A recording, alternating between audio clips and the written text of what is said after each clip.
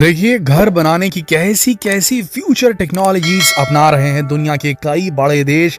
लेकिन न जाने भारत के इंजीनियर्स को कब होश आएगा, कब भारत सरकार को होश आएगा कि वो इन फॉरेन कंस्ट्रक्शन टेक्नोलॉजीज को अपने देश में भी इम्प्लीमेंट करवाने के लिए आ गया है। जी हाँ दोस्तों, ये तो आप भी जानते ही होंगे कि घर बनाने में कई महीनों और कुछ मामलों में तो कई सालों तक का वक्त लग जाता है।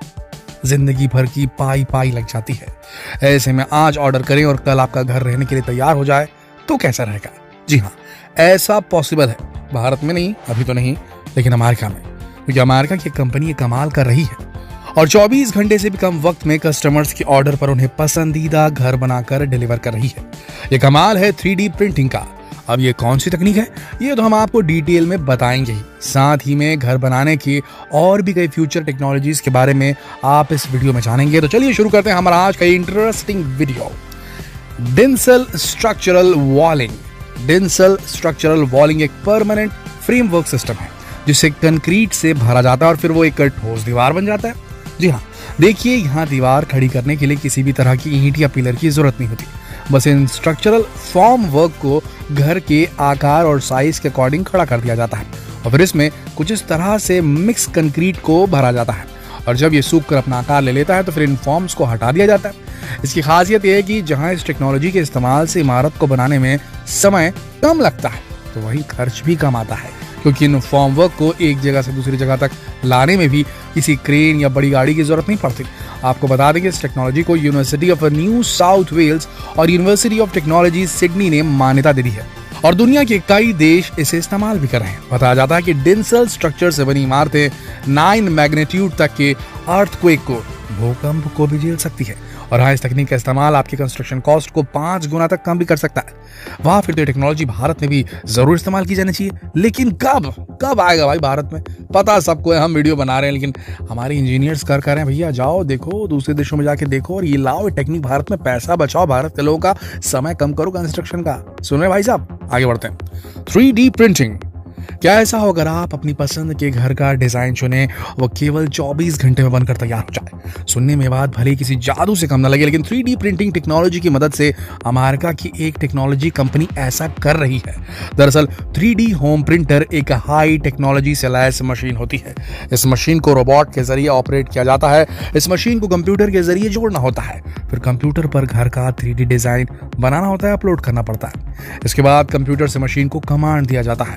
प्रिंट करने से पहले मशीन में मटेरियल्स को फीड करना होता है। 3D होम प्रिंटर का प्रोसेस छोटे छोटे स्लाइस के हजारों टुकड़ों के जरिए से पूरा किया जाता है।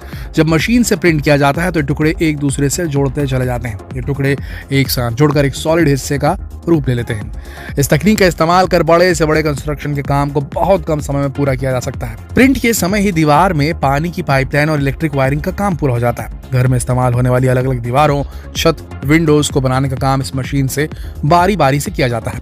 इस मशीन की सबसे बड़ी खासियत यह है कि घर की कंस्ट्रक्शन कॉस्ट को कम कर देती है। जी हाँ, 3D प्रिंटर से घर बनाने में बिल्डिंग मटेरियल की कॉस्ट में 30 से 50% की बचत होती है।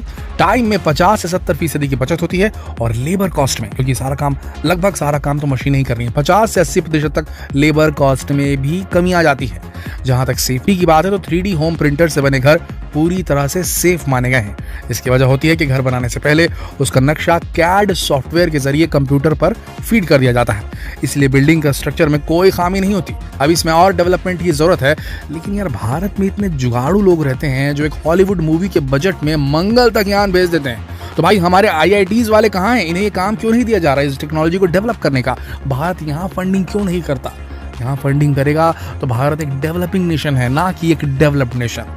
भारत में अभी भी कंस्ट्रक्शन लगातार चल रहा है, रोडें बन रही हैं, सड़कें बन रही हैं, बिल्डिंग्स बन रही हैं, फ्लैट्स बन रहे हैं, रिहायशी इलाके बन रहे हैं, रेसिडेंशियल सेक्टर्स बन रहे हैं। ऐसी स्थिति में अगर ये तकनीक हमारे देश में आ गई तो सोचिए कितना पैसा बचेगा जनता का, सरकार का।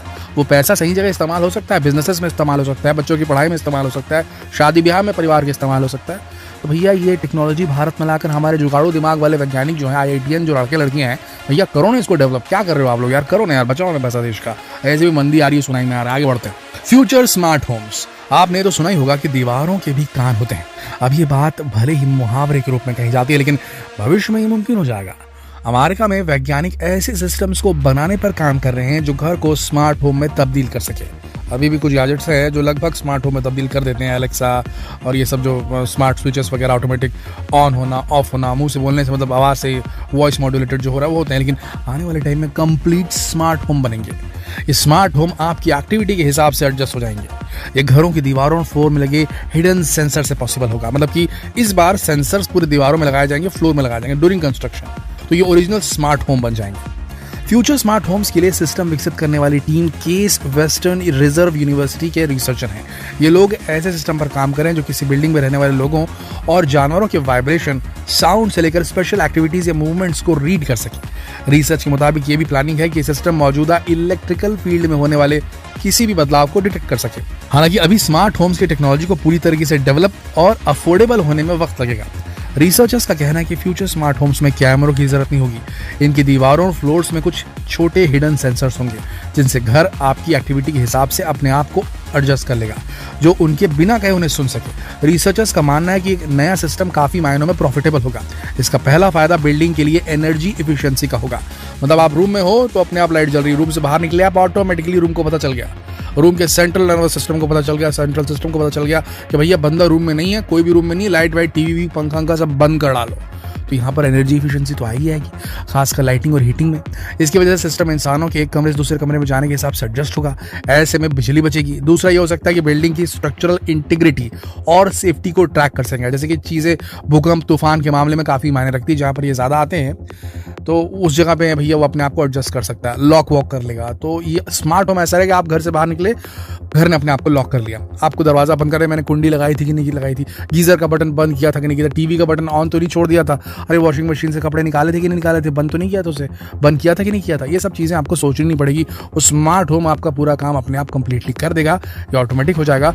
बट अभी ये टेक्नोलॉजी अभी थोड़ी डेवलप हो रही है। एक तो इसे डेवलप होने में थोड़ा वक्त लगेगा, ज़्यादा वक्त नहीं लगेगा, थोड़ा वक्त लगेगा। दूसरी चीज़, इसको अफोर्डेबल बनाने में, यानी कंस्ट्रक्शन के दौरान सेंसर्स वगैरह लगाना, इसको अफोर्डेबल मतलब किफ़ायती बनाना पड़ेगा ताकि सभी लोग इसे, डेवलपिंग कंट्रीज़ वाले भी टेक्नोलॉजी खरीद सके, अपने घरों को वैसा बना सकें। थोड़ा वक्त लगेगा। लेकिन यहाँ फिर हम बोलते हैं हमारे देश के इंजीनियर जो हर चीज़ का तोड़ निकाल लेते हैं, महंगे से सस्ते का तोड़ निकाल लेते हैं, वो कहाँ है? वो टेक्नोलॉजी अपने हाथ में लेकर के खुद क्यों नहीं अपना पेटेंट करा लेते और उसे पूरी दुनिया में क्यों नहीं एक्सपोर्ट कर देते? हमारे देश का पोटेंशियल थोड़ा सा वेस्ट हो जा रहा है, ऐसा आपको नहीं लगता? आगे बढ़ते हैं। अब एक बड़ा ही खतरनाक इन्वेंशन है, नाम है स्पाइडर XK8। डरने की जरूरत नहीं, इसमें कोई मकड़ी वकड़ी नहीं रहती है दोस्तों। इसका इस्तेमाल घर बनाने के वक्त किया जाता है। ये एक प्रकार का थर्मोकोल होता है जिसके ऊपर स्पाइडर, मकड़ी के जाले जैसा स्ट्रक्चर बना होता है। घर बनाते वक्त इस थर्माकोल के स्ट्रक्चर को दीवारों के ऊपर लगा दिया जाता है। काम क्या करता है ये? ठंड के वक्त ठंड से और गर्मी के वक्त गर्मी से बचाता है। सबसे पहले इसे दीवारों पर रखा जाता है और फिर लोहे के जालीदार शीट्स की मदद से इसे दीवारों पर फिट किया जाता है ताकि थर्मोकोल की शीट अपनी जगह से हिले ना, और फिर इसके ऊपर सीमेंट की लेयर लगाई जा सकती है। तो स्पाइडर XK8 तो भैया हमारे देश में इस्तेमाल होना शुरू हो जाना चाहिए, क्योंकि हमारे यहाँ इतने सारे ACs चलते हैं। CFC रिलीज होता है, उससे क्लोरोफ्लोरोकार्बन, ओजोन लेयर को नुकसान, ऊपर से हमारे बिजली बिल जो है सीधे हमारी जेब काटता है। गर्मी के दिनों में यहाँ गर्मी बहुत पड़ती है भारत में। अगर ये स्पाइडर XK8 थर्मोकोल शीट हमारे घरों के अंदर लगा दी जाए तो भैया गर्मी के टाइम में गर्म कम होंगे कमरे।